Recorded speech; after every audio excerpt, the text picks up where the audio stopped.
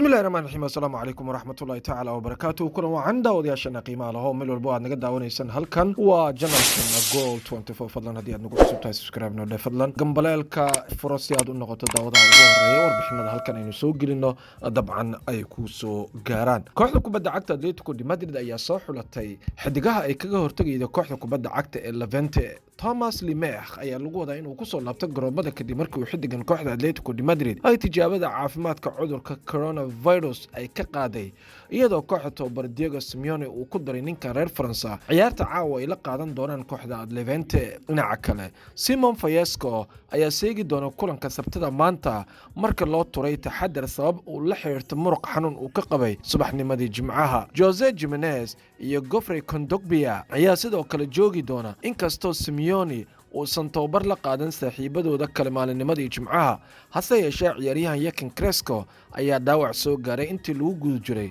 tababarka kooxda Atletico sidaasi daraadeed tababaraha reer Argentina wuxuu kalsooni buuxda u siin karaa ilaa 15 ciyaartooy kooxda koowaad sidoo kale 3 ciyaartooy oo dhalinyarada kooxda labaad kuwaas oo ka koobnaan doona 18 nin oo diyaar u ah ciyaarta adag ee ka dhici doonta Stadio Wanda Metropolitano saacadu marka ay tahay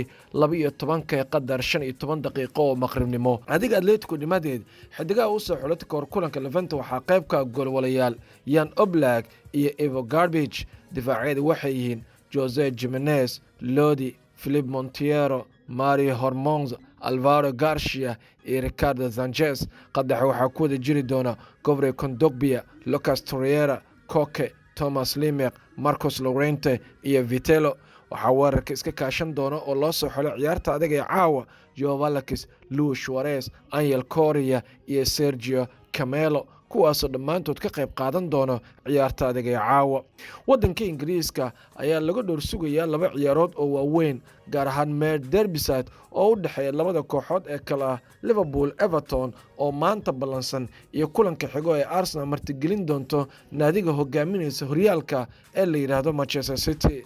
Talyaaniga sidoo kale waxaa afka isgelin doona laba kooxood oo kaalmaha koowaad iyo labaad ku jira oo ay food isku dari doonaan ciyaar lagu tilmaamay inay tahay midii qaban lahayd sida horyaalka Serie A ay u arki doonaan inta ka harsan xil ciyaareedkan taas oo khubaradu ay ku sifeeyeen in labada kooxood midii badisa horyaalka ay u muuqan karto inay ku guuleysan doonto walow dadku qaar ay leeyihiin faanoole weli farikama qodna labada kooxood ee isku magaalada AC Milan iyo Inter Milan ayaa maalinka Axadda ay birito ciyaar wada wadaagi doona iyadoo loo ogolaaday dagaalka iyo rabshada ka dhalatay ciyaartooydii ugu dambeysay ee Coppa Italia inay isku dhaceen Romelu Lukaku iyo Zlatan Ibrahimovic dhanka kale Carlo Ancelotti ayaa meesha ka saaray wararka xanta ay sheegayeen in James Rodriguez uu ka tagi karo kooxda kubadda cagta Everton isagoo ku adkaystay in kuba sameeya uu ku faraxsan yahay joogitaanka kooxda Everton warbixin ay soo jeedisay ayaa sheegaysa in James Rodriguez uu ku biiri karo kooxda Everton Real Madrid warbixin ayaa soo jeedinaysa in James uu ku soo biiray kooxda Everton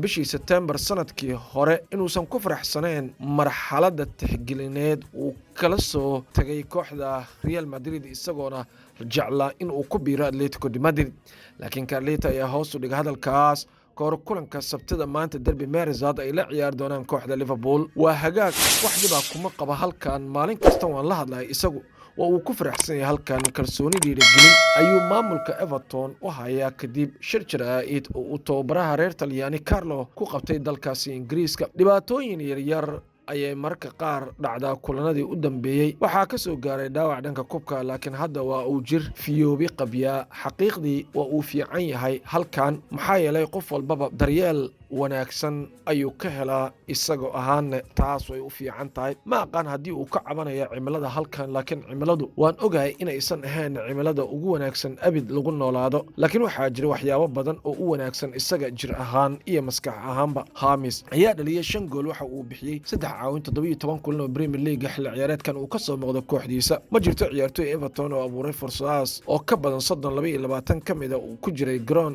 ciyaar furan ama 8 fursadood oo waaweyn yihiin. Everton ayaa ku jirta kaalinta toddobaad halka ay 3 dhibcood ka dambeysay kooxda kaalinta lixaad ku jirta Everton, inkastoo ay gacanta ugu jirto ciyaar kale oo baaqi u ah naadiga Everton. dhanka kale hogaamiyaha kooxda Liverpool Jurgen Klopp ayaa ka hadlay dhibaatada dhaawac ay haysata kooxdiisa kahor kulanka ay la qaadan doonaan kooxda Everton. Jurgen Klopp waxa uu sheegay in Liverpool ay u dhowaan doonto Manchester City xilli ciyaareedkan haddii difaaceeda uu wanaagsanaan doono. Reedis ayaana laga baabi'iyey usbuucyadii la soo dhaafay maadaama dhaawacyadoodu ay bateen. tababaraha kooxda Liverpool Jurgen Klopp ayaa sheegay in kooxdiisa ay ku sii dhowaan doonto hogaamiyaasha horyaalka ee Manchester City haddii 2020-2021 ay ahaan lahayd xilli caadi iska. dhowr ciyaarood oo muhiim ah ayaa Liverpool ay ka dhaawacmeen, dhaawacyo culusna ay soo gaareen, gaar ahaan difaacooda Virgil van Dijk, Joe Gomez, Joe Matip oo u badan tahay inay seegi doonaan inta ka dhiman xilli ciyaareedkan. Klopp ayaa ku guuleystay horyaalkiisii ugu horeeyay Premier League xilli ciyaareedkii hore, laakiin haatan waxa uu ku jiraa kaalinta lixaad isagoo 16 dhibcood ka hooseeya kooxda Pep Guardiola. weligay ma aysan ahayn kiis aan ka fikirayay sida aan ku aqbali karno City ama sidee ayay u noqon karnaa kooxda ugu fiican kubadda cagta Ingiriiska mar labaad. waxaan doonaynaa inaan noqono nooca ugu fiican nafteeda fursad ama labaad ayaan haysanaa. haddii taasi ay noo fiican tahay annaga way noo fiican tahay, haddii koox kale oo fiican ay sidaas ay jirto taasi waa sida isboortiga lagu yaqaano.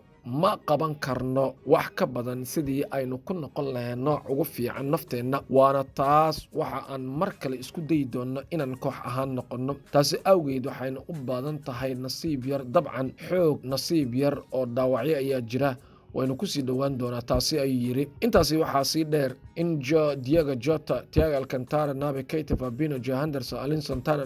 Alexander-Arnold ay dhammaantood wakhtiga uu seegay meelo kala duwan ay kooxdu kaga maqnaayeen. Fabinho, Henderson ayaa lagu qasbay in ay galaan kaalinta difaaca dhexe iyagoona daboolay dhaawacyada ciyaartoyda, taasi oo keentay in Reedis ay ka liidata qadka dhexe. dhan kale Manchester United ayaa weli sheegtay in aysan ka quusan helidda ciyaaryahanka lagu magacaabo Ansu Fati. Barcelona ayaa diiday dalab 150 milyan oo laga soo gudbiyay daa'irka reer Spain ee Ansu Fati xagaagii la soo dhaafay, sida ay warinayso Mundo Deportivo. kooxda ka dhisan horyaalka dalka Ingiriiska Manchester United ayaana mar walbaba soo bandhigaysa xiise ay u qabaan mustaqbalka da'yarka kooxda Barcelona ee la yiraahdo Ansu Fati. garabka reer Spain ayaa ka mid noqday dhowr ciyaartoy oo lala bartilmaameedsaday xagaagii la soo dhaafay, iyadoo mar kale la arki doono sida suuqa iibsiga ciyaartoyda uu ku dhex maro muddada suuqa xagaagan. waliba xidiga reer Spain uu inta badan dhaawac kaga maqan yahay kooxda Barcelona. Blaugrana ayaa diidan inay iska iibisay xidigeeda mustaqbalka kule kooxdan sanadaha soo aadan. kooxda ayaana sidoo kale diiday inay hoos u dhigto dalabyada Pedri iyo Francesco Trincao xagaagan oo kooxo badan dalab ay kasoo gudbiyeen oo ay ugu horeydo kooxda kubadda cagta ah ee Bayern Munich ee dalkaasi Jarmalka. dhanka kale kooxda Borussia Dortmund ayaa sheegtay midka ay iibin doonto